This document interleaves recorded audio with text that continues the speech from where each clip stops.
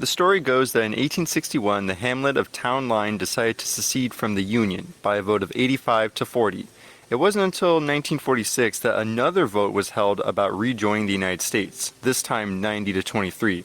Thing is, Town Line is in New York, not too far off from Niagara Falls. And the firefighters of Town Line still had a Confederate flag on the uniform patch until 2011. Americans can be a feisty lot. The city of New York also had Southern sympathies.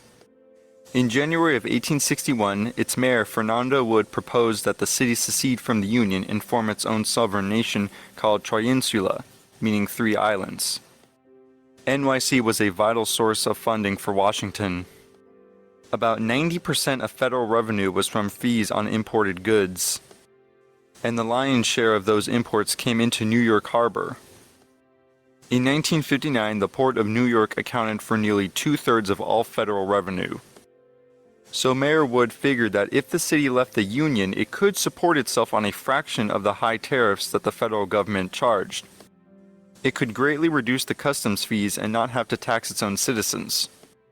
The idea didn't go very far, though the war was pretty unpopular with a lot of the folks in the city.